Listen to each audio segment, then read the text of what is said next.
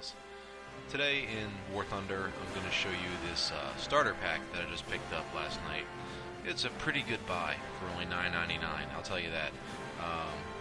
You get a German reconnaissance anti-aircraft tank, and then you get the up-armored version of the Russian starter tank, the T-26. You get the T-26E, which is a pretty good all-around tank. You get 7 days of premium, and you get 500 gold, or golden eagles, whatever they call them in this game. So, pretty good money, or sorry, pretty good pack for money well spent. I'm trying to organize my thoughts here, so let's go back to the game. We'll take a look at these. We got the T-26E already here on the back screen, and I'll just kind of let that footage roll while I talk a little about that tank for a second, just to give you a general history of the tank and a little bit overview of it. We'll go in and look at its stats here in a second. Pretty much when they fought the Spanish Civil War, they were made very aware that the T-26's armor was no longer enough to protect it from anti-tank weapons of all types. Excuse me, of all types and shapes and sizes. So between 1937 and around 1938, the tank received increased armor modifications. They basically increased the sloping of its under turret box, which you can see right there behind the headlight. They increased the sloping on that ever so slightly, and they put a conical shaped turret up on top as an improvement over the original one. However, by pretty much the close of 1939, during the Winter War, it was clear that these modifications were no longer enough. The people of Finland, their anti-tank weaponry could easily penetrate the T-26's new armor, so modifications were again put into manufacture at factory number 174. On December 20th, 1939, work began on up-armoring the T-26s with 30 to 40 millimeter armor plates. They were attached to the turret, the underside box, side, front, and the side and the front of the tank with rivets and arc welders. The gun mantlet was also up-armored. 10 days later, they conducted firing tests, and they received positive results. However, because of all this armor, there you can see the up-armoring there on the turret to the front there. Because of all this armor added to it, the tank was 12 tons heavier. It can only move in low gear, making its risk of breaking down a lot higher. So it is a pretty slow, light tank. The tanks were being used at the beginning of Russia's involvement in World War II, and several remained in service until 1943. Captured units were involved in the Germans' campaign. They were used by the Wehrmacht and the Waffen-SS from 1941 to 1942. So the tank has a pretty extensive history. And if you're not fascinated by all this stuff, then there's something wrong with you. Let's put it like that. So it's a pretty nice little tank. I enjoyed playing it a lot. I only managed to capture one game in it, so we'll take a look at that here in a minute. But first, let's break it down. I just want to show you guys this new feature that's so damn cool. Oh, I forgot they have, hold on, let's go back. I don't have to go into this. I forgot they just put the button up here on the screen. So we'll go ahead, and it's got 45 millimeters of armor all around, turret and hull, which is pretty darn nice, especially for a light tank in rank 1. Its gun is capable of penetrating 35 millimeters of armor at 1,000 meters, which is more than most tanks you'll come up against at tier 1. So it is a pretty well armored and well armed little light tank. It can only go 30 kilometers an hour though, but really it feels like you're going, comparable speeds to pretty much everything else that you're going to be on the battlefield with. So we'll go ahead and minimize that. We'll take a look at its armor. Here you can see just 30 millimeters with its effective slope. You're basically looking at 31 millimeters from the front, from the side 31. Depends on the angle you're shooting it at. We got 56, 59, 60 millimeters of armor if you're shooting at it, so you definitely want to angle your hull as you normally would if you're shooting at it from this side. You get 40 millimeters, 42 millimeters of armor. 24 here though for this this turret hull armor. So you got a pretty darn big weak point right here in that viewport, 16 millimeters. Even if you angle it pretty well, you're still only looking at 22 millimeters of armor. So that weak point right there, something to watch out for. The turret, 33. Again, as you angle it, if you're shooting directly at somebody, they're shooting back at you. They're looking at 150 millimeters of sloping going on there. 35 at the front. So pretty well armored turret. Down below here, we only got about 18 millimeters. If you're angling your tank, about 26. So this hull, definitely where you want to shoot at when you're going up against this tank. If you go into 3D mode, you know, the crew's packed in there pretty nice. So whenever you do want to angle your tank, angling it to your left, yeah, if you're playing it, so angling it to your left, not exactly a smart idea because you have all this ammo right inside your hull right here. Angling your tank on this side is pretty much the difference between life and death. I mean, you're putting your driver at risk because you got that thinly armored, not really thinly, but you got that weak point there in the optics and everything. So your driver is going to be right in the line of fire, but the only thing they can really maybe take out or damage is your engine. They could penetrate, kill the driver, and hit the ammunition in the back. I mean, you know, there's a million ways you can die in one of these things, so take your pick. But that's pretty much my synopsis of the T26E. Let's go ahead and take a look at some gameplay footage of that. So, okay, here we are. I'm not sure. Whoa, what did that? Yeah, that just happened. There he goes, tumbling down. As I stated in one of my other videos, this is not World of Tanks, and this is not your typical third-person driving, whatever simulator shooter, what have you. You know, it's, you really gotta pay attention to what you're doing in this game, because like that poor soul back there, you will just drive right off a cliff without even realizing it. So, but yeah, here we are, single flag capture. I'm still trying to learn and remember exactly what the names and of all the maps and all the game types are, but I'm just basically calling this a single flag capture. Don't know the name of the map, but already we got enemies out there capturing the single point. I have allies moving up to engage them. People are already dying. I'm back here on this ridge line, just trying to see if I can provide overwatch. I do get pretty good range in this tank here. Here I'm just taking a blind shot, just hoping to maybe score a hit on that guy. I have the Order of the Red Banner there, decal on the back of my tank. I've since taken that off. I didn't like how it looked. Here we go. I'm noticing there's some fire coming in. I'm not sure if they've detected me or not, but there is shells passing nearby, so I'm going to start positioning myself to get out of here. Angling my tank to make sure I get the best use of that 30 millimeters of armor, trying to get that 35 out of it. Here, and this is the classic case in this game. Every time the enemy seems to light up my screen, I go to zoom in and boop, just Romulan cloaking device engaged. They just completely disappear. So nice little power slide down the hill here. But having premium now for 7 days has really been cool. I've been able to put more decals on my tanks. You can put 2 decals on with a regular account, 4 with premium. So for that starter pack, the $9.99 definitely worth the investment, because you get all these nice little add-ons that I do oh so love. There's one thing that sells me on a game, it's customization. Oh man. But here we go, looking at our first potential target, and boop, Romulan cloaking device engaged. There he is again. Excuse me. Getting over a cold. So there he is now behind the rocks over there. We're just kind of holding position, about to call in some artillery to try and just suppress that area as I advance, because we know there are enemies up there, but they're making their presence hidden pretty much. There's a ranging shot going in there in the distance. Managed to find a target. Panzer IV-C killed the driver, loader and gunner, and oh, never mind. Before I could even finish the sentence, finished off the Panzer IV. So I'm not sure exactly what the range was on that target, but there we go. In 2 shots, we've taken out a pretty good German medium tank. And as my artillery now falls in the distance, suppressing that region, the enemy is now going to start pushing up, because the artillery is just hit.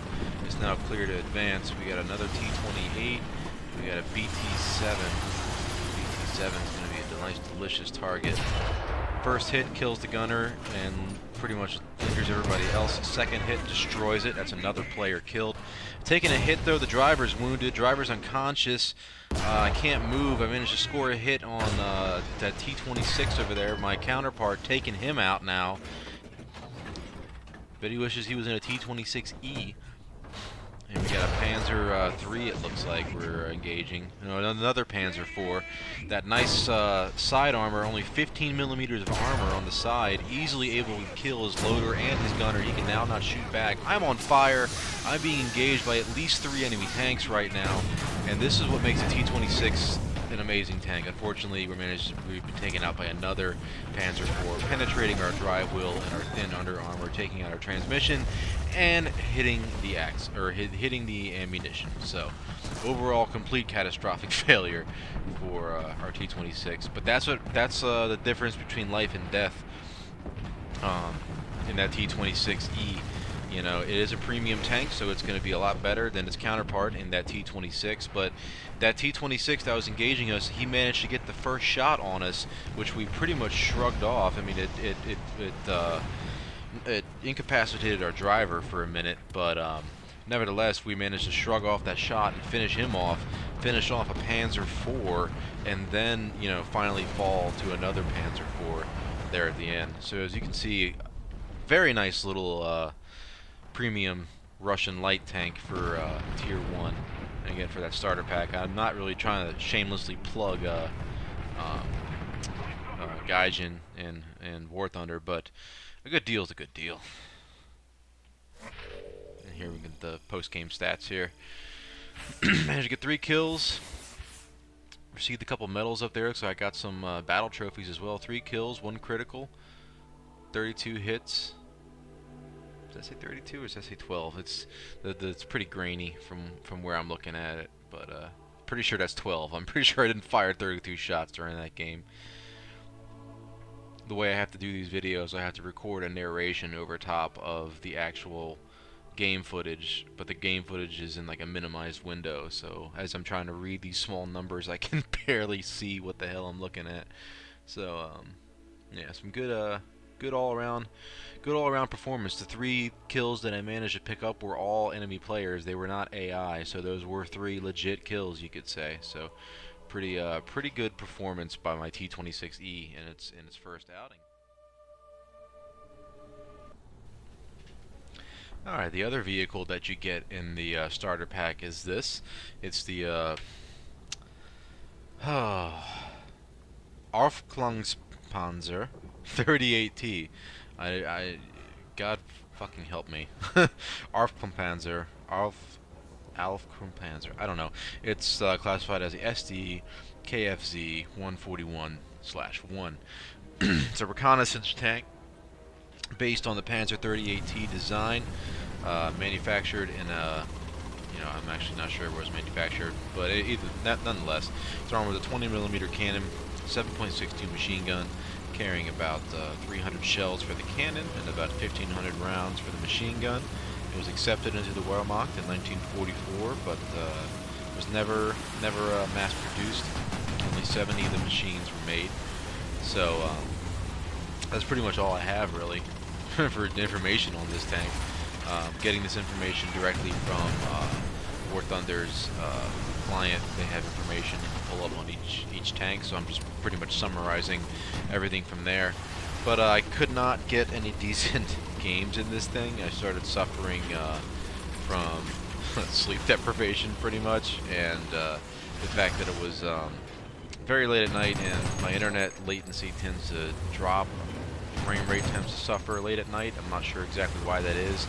I live in Maryland in the United States, so not exactly sure what's up with that. But so I just jumped into test drive mode and figured I'd just fire off some shots at some of these tanks in here just to get a sense of how it performs, what it looks like. You know, here I am shooting at a T-34, and of course I can't do shit against this tank.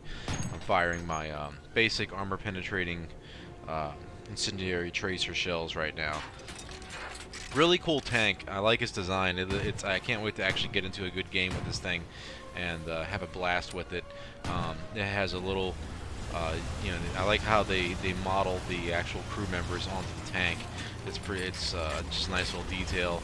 I liked how I positioned the decals on this thing. I gave it the little German cross thing there. Forgive me, I don't know exactly what that's called, but I gave it that on the sides.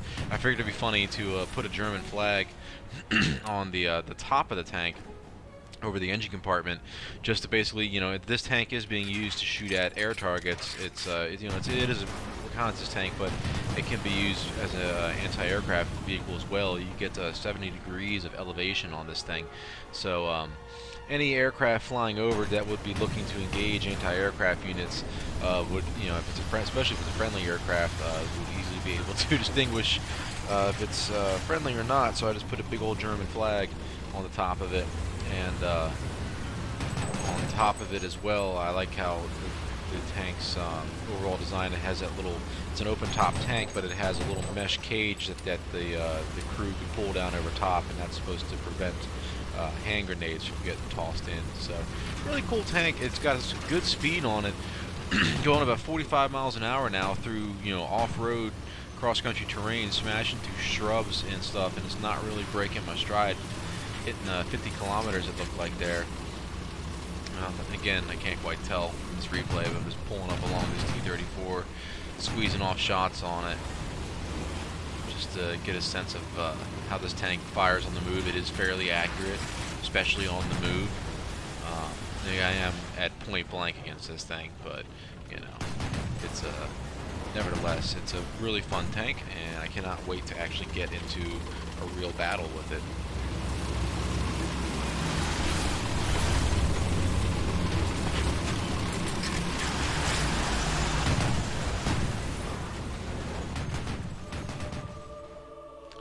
This, however, was not part of the starter pack, but nonetheless, it's a tank I've been having a lot of fun playing. This is the Panzerkampfwagen 3E. It was built in the year 1939 and was only built in the year 1939. It was the first mass-produced version of the Panzer III. About 100 were built, and they participated in every major action in the beginning of World War II. This is the Panzer IV. Just like its little brother, it was the first large-scale produced Panzer IV, built from 1938 to 1939. 141 units were produced. It received a new 6-speed gearbox over its little brother, increasing its speed to 40 kilometers per hour. Its forward armor still remained 30 millimeters thick. However, its sides are now only 15 millimeters thick, whereas the Panzer III retains its 30 millimeters of armor all around. Really fun tank to play. Historically, it began to see disadvantages, though, once it came up against the Russians. Here you can see the side profile going up against his little brother in the Panzer III. Against the Russians, they found that the width of its tracks did not provide adequate coverage over the cross-country terrain, and especially in the snow, and then its short-barreled cannons simply could not penetrate the heavy Russian tanks, such as the KVs and the T-34s. And it's much bigger, really, from its little brother. Here we'll bring up the armor on the Panzer III. We got an effective 37 millimeters of sloping dead on from the front on its lower plate, which isn't bad. It's not spectacular, but it's not bad. 45 on that upper little lip, and you can imagine when you start to angle your frontal armor, what you can expect to get out of that 30 millimeters of armor. Going over to the Panzer, or sorry, no, we need to look at the crew. So yeah, if you do manage to penetrate straight on in through the front, you're pretty much guaranteed to kill everything in there. That ring of ammunition down in the bottom there, no matter pretty much how you angle that tank, if a shot does penetrate low, it's gonna blow. So let's go here over to the Panzer IV. I can't believe I just said something that's stupid. But looking at the armor, 32 millimeters there on the front. We got a pretty big green plate up here, but it effectively, with the angling, 30 some odd up to 40, and then 31 again up here on the top. So once you angle that frontal armor, you'll get some pretty good protection. But the sides, 15 millimeters, you do get a little bit more speed in this thing, but just the side armor, as you saw in that previous video with the T26. You can just shred through the side armor of these, and you get all this ammunition stacked up around there. I like how they had the fuel tank in the bottom, though. As you're about to see here, they got ammo pretty much on every side, so no matter which side you penetrate from, there's a good chance you're going to hit ammunition.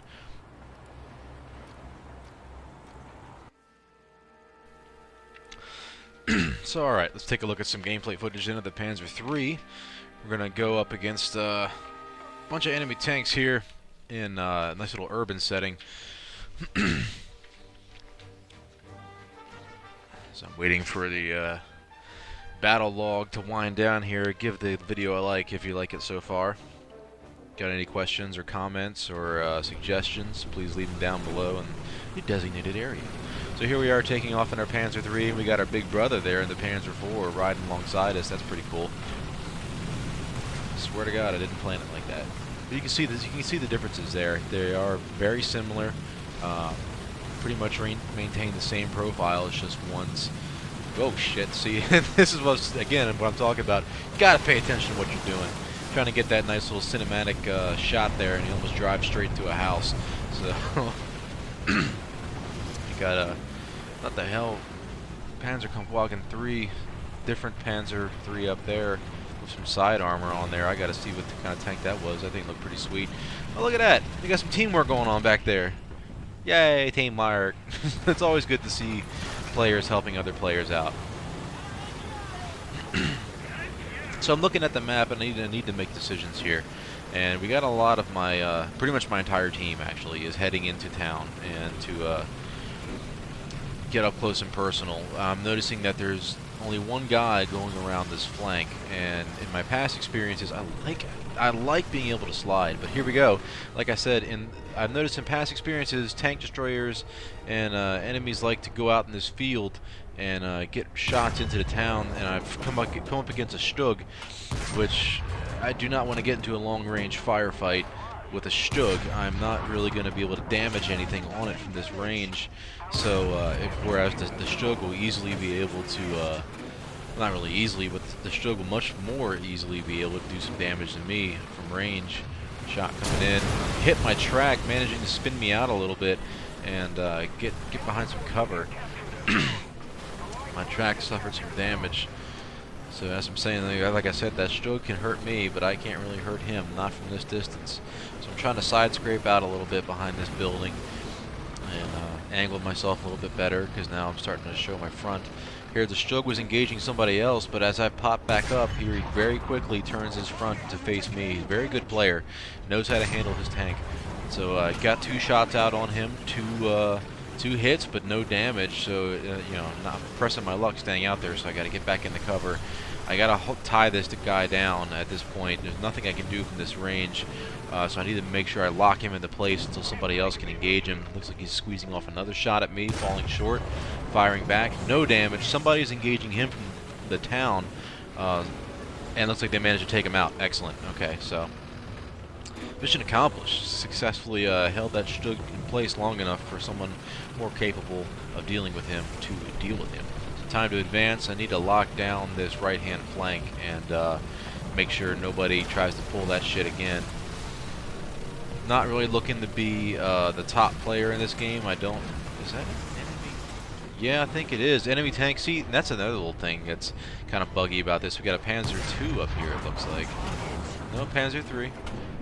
And yep, okay, that's nice. Enemy kill assist. So there's somebody in the town that I'm spotting for. That's cool. I'm not going to be one of those players that's going to be super pissed if you steal my kills or blah, blah, blah. The enemy is there for one reason and one reason alone, and that is to die. I don't really care who gets the kill. As long as the enemy dies, that's all that matters. So I got a shot into the guy. I picked up some experience. I picked up some in-game credits. I'm happy. Somebody else got the kill. Doesn't matter to me. That enemy is now dead, and I am free to move up and spot for my team. So that's exactly what I'm doing here. And I think, yeah, we got. It's so hard to tell because I saw that Stug roll by over there, but I didn't see a player tag over top of it. So I don't know. There he goes again. I don't know if at this point if that was friendly or enemy. And here we go, we got 2 tanks moving across, no game tags. I can see on the map that those are friendly tanks moving across in front of me, but you know, nothing pops up. And it's so, but here we are, you know, they're what is that, 40 some meters away through a bunch of difficult terrain here, and their gamer tag pops up. So target damage. I was firing through like 4 fences, so not too surprised by that result. So now I gotta really figure out what to do. Do I smash through all this stuff and get over there to get eyes on the enemy, because that seems to be where they're going. Stupid pole will get out of my way. Yeah, enemies moving down the ridge line, going straight into the town to continue the fight at Rally Point A. My team, however, hats off to them. They did a really good job. The entire team rushed the middle of town and successfully took it, and have successfully held it, driving the enemy out, and now scoring a hit on the suspension of that. Oh, I didn't see what the hell that was. Got a hit on a Panzer III, it looks like. Gunner, machine gunner, driver's dead. Fourth shot didn't damage it. You gotta finish this engagement quickly. He's gonna have backup coming, and there we go, finally taking him out, killing the last of the crew. We got a T-20 now moving down the hill, or sorry, T-70 moving down the hill in the background, taking up, or squeezing off a shot at that. Another Panzer III coming in now. A lot of Panzer IIIs in this game. Looks like it's jammed my turret. I can't move my turret, and that's it. Yeah. So Panzer IIIL, different variant of the Panzer III, and there we can see the shot killing my driver and detonating the ammo. So moving on to the Panzer IV now. This is a very entertaining video, to say the least. And I said, "Whoa, jeez Christ, the Stug almost backing into me there. Careful, bro." Panzer II there, moving up beside me. Nice shot of the herd, leaving the spawn point here. This was one of my first games in my Panzer IV. This wasn't recorded just the other day. This was a while ago when I was still unfamiliar with a little bit of how War Thunder works a little bit. I'm still very unfamiliar with a lot of things in War Thunder, but I'm much more capable now than I was, say, a week or 2 weeks ago. So trying to just see if I can squeeze off a shot at that distant target. I know damn well I can't, but hey, you know, whatever. Never hurts to try. And I was just trying to see how low of a profile my tank had. I wasn't sure if that little hill in front of me was protecting me or not there. Just moving the camera around. An enemy moving down. Looks like they're already going after the single point. We have friendly tanks down there engaging them, so I'm not too worried about putting supporting fire down there. I want to try and get some ranging shots across this depression over here and use these hills to my advantage to shield the lower portions of my tank. But I do got to keep in mind that I only have 30 millimeters of armor to the front. Everything else is 15. So trying to squeeze a shot off on that tank, unfortunately, he was dispatched, and I got to get down over this hill because I'm surely spotted from up there. And I got to get this 30 millimeters of frontal armor pointed in the right direction. And again, angling it is a little bit difficult as well, because you need to angle that front to get more than 30 millimeters of armor, but when doing so with that, you're putting your side armor out there. So, you know, it's a very tricky tank to play. It really is. Here we got an enemy moving across the valley there, and the commander's been wounded, loader's unconscious, loading time has been increased, so my loader's been knocked unconscious. I can't load my tank, and it looks like my turret is jammed. Shit.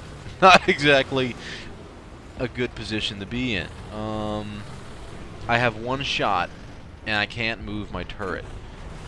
I need to somehow repair this tank, and the only way for me to repair this tank at this point is to go down there to point A and repair it in the cap circle, and it'll still take quite a bit of time to get that repaired.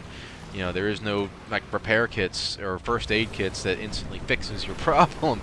So I'm just trying to make use of this last shot that I have. Hopefully I'll get a eyes on a sniper or something here and manage to just, you know, do some form of damage with this last shell. But it looks like everybody's just moving out across the open, left to right. Just kind of leading my target and fire. And miss, damn it. Well, I'm reloaded, but I can't fire. So now what? Let's skip forward.